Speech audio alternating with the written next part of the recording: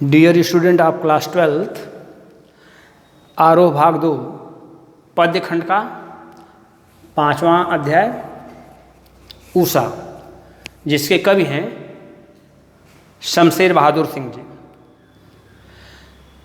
हम शमशेर बहादुर सिंह जी के विषय में इस वीडियो में जानेंगे। शमशेर बहादुर सिंह, जिन्हें आधुनिक हिंदी साहित्य के दूसरे शतक का कवि माना जाता है, इनका जन्म 13 जनवरी सन 1911 को देहरादून उत्तराखंड में हुआ था। इनकी प्रारंभिक शिक्षा से लेकर 12वीं तक की शिक्षा गोंडा जनपद में हुई। स्नातक और स्नातकोत्तर की शिक्षा इन्होंने इलाहाबाद से पूर्ण की।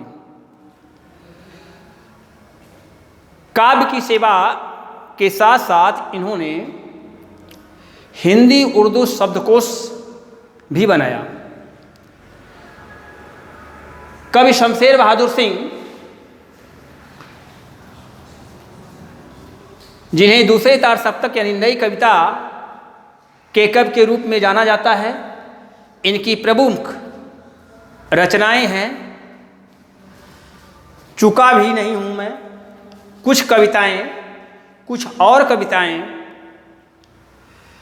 बात बोलेगी इतने पास अपने, बात बोलेगी भी नहीं, काल तुमसे होड़ है मेरी, और उदिता, ये इनके प्रमुख काव्य संग्रह हैं।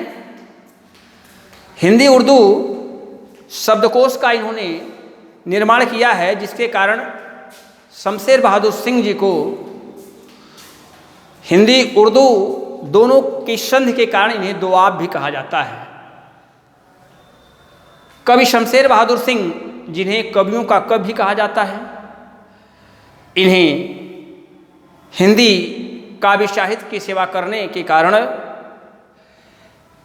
कई पुरस्कारों से नवाजा गया, जिसमें साहित्य अकादमी पुरस्कार और कबीर सम्मान है।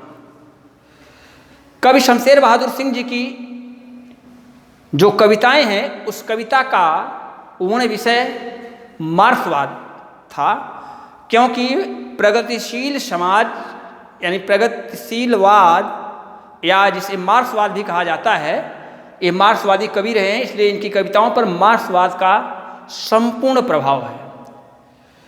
कवि शमशेर बहादुर सिंह जी के काव्य में मार्क्सवाद होने के कारण इनके जो काव्य हैं उसमें अतिशय व्यक्तिवादिता है, और इस अतिशय व्यक्तिवादिता के स्वर के साथ साथ इनके साहित्य में नए नए प्रतिमान, नए नए बिंबों का प्रयोग इन्होंने खूब किया है।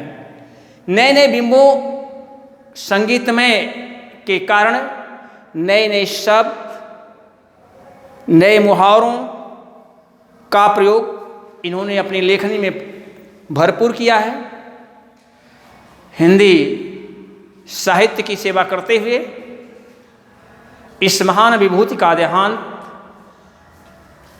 सन 1993 में हो गया। इनके द्वारा लिखा गया एक कविता संग्रह है, जिसकी कुछ लाइनें ऊषा के नाम से दी गई हैं। उसके विषय में हम अध्ययन नेक्स्ट वीडियो में करेंगे। धन्यवाद।